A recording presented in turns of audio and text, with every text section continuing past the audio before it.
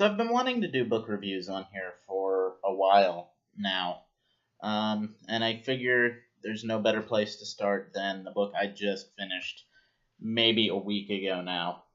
Um, Anno Dracula by Kim Newman. You know, it's a rare thing that I buy a book without knowing the author. I am a diehard, like, if I get into an author, I buy everything by them, and I don't really look at anyone else. But this one jumped off the shelf at me.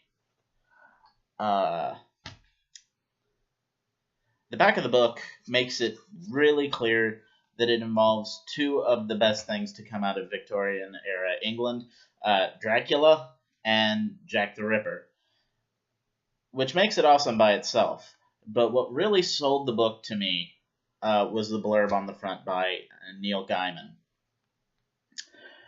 I've always been interested in Jack the Ripper.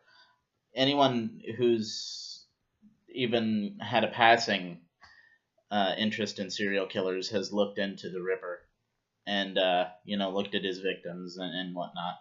It's probably one of the most well-known unsolved murder cases, aside from, I don't know, the Zodiac Killer. But the Ripper is far more prolific in fiction, or he's more well-known in fiction. You see him a hell of a lot more.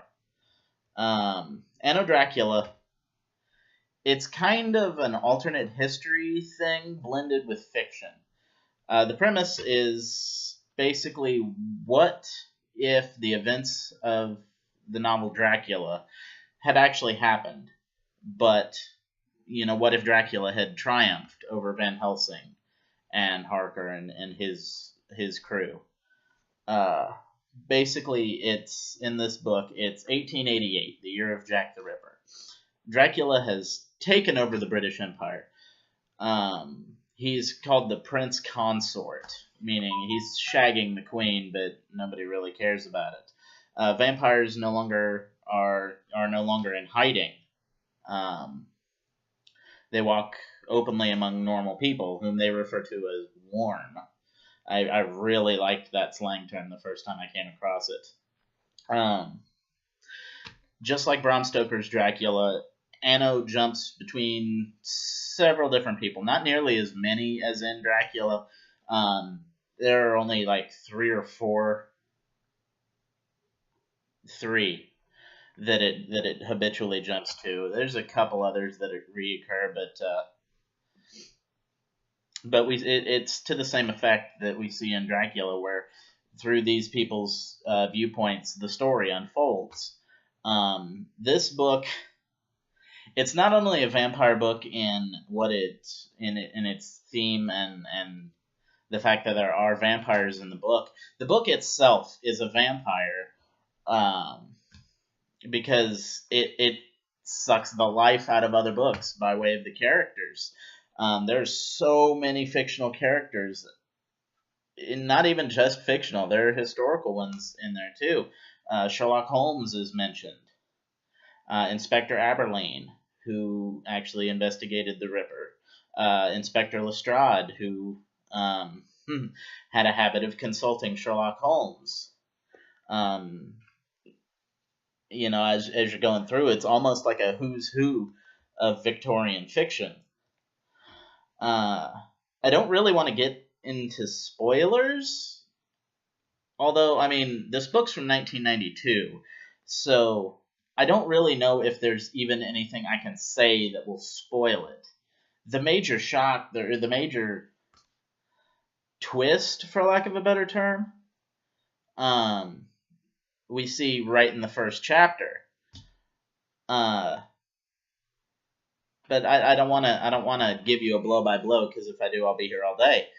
If anything I've said piques your interest about this book, go and buy it. It is probably one of the best vampire books I've read since probably the original Dracula. Definitely better than I don't even want to say the names of the books. To me, it ranks up there with anything Anne Rice ever wrote. And I hope I find more of this series, because apparently there's like a buttload of these books. Like, I was researching this one to see if, because I knew it was a series, but I didn't know if this was like the first one. So I'm doing this research. I'm like, okay, it is the first one, but it acts like we should know who some of these characters are, like, just automatically. And I guess a couple of the characters, a couple of the mains, are in other books that Newman has written, but it's not the same characters. Like, one of them's a vampire. Spoiler. One of them is a vampire that pops up.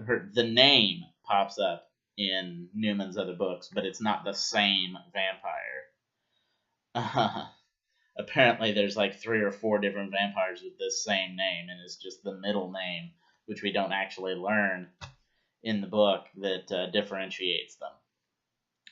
But yeah, if this sounds like your thing or your cup of tea, if you liked Dracula, if you are interested in Jack the Ripper and like vampires, man, go get this book. This is a really, really good one.